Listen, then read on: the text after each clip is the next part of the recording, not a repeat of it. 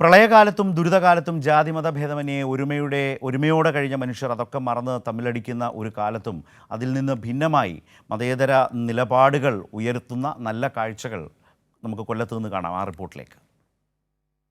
അതിലൊക്കെ ജാതിയുണ്ടോ, മതമുണ്ടോ? ഇതൊന്നുമില്ല. ഇപ്പോൾ അത് തെളിയിക്കുകയാണ് നമ്മുടെ പൂയപ്പള്ളിയിലുള്ള മാർത്തോമാ സഭയിലെ ആ ചേലക്കാട്ടച്ചൻ. അദ്ദേഹം വരയ്ക്കുന്ന ചിത്രം ഇനി കാണാൻ പോവുകയാണ് നമ്മൾ.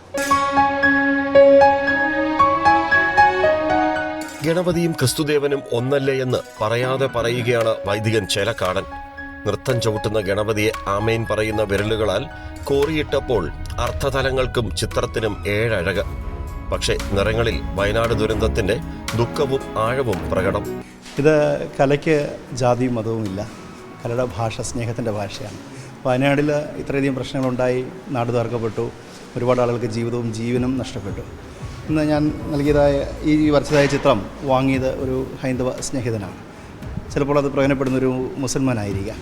ഒരു ക്രിസ്തീയ പുരോഹിതൻ വരച്ച ചിത്രത്തിലൂടെ അങ്ങനെ ഒരു നന്മ വരുന്നെങ്കിൽ അതിനേക്കാൾ വലിയ ദൈവസ്നേഹമൊന്നുമില്ലെന്ന് ഞാൻ വിശ്വസിക്കുകയാണ്. ചിത്രരചന ക്യാമ്പിൽ വെച്ച് കലാ ആരാധകൻ മോഹവിലയ്ക്ക് ചേലക്കാടിൻ്റെ ഗണപതിയെ സ്വന്തമാക്കി.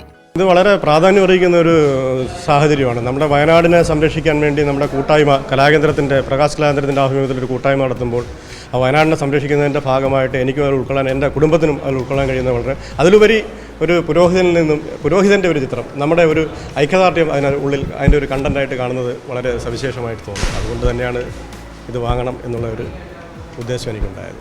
പ്രാഥമിക വർണ്ണങ്ങൾക്കൊപ്പം ചില മതേതര ഷെയ്ഡുകൾ. മതസൗഹാർദ്ദം ഗണപതിയുടെ രൂപത്തിൽ നൃത്തം വയ്ക്കുന്നു. പന്തളം സ്വദേശിയായ ഫാദർ സുജിത് ജോൺ ചേലക്കാട് കൊല്ലം പൂയപ്പള്ളി മാർത്തോമ ഇടവക വൈദികനാണ്.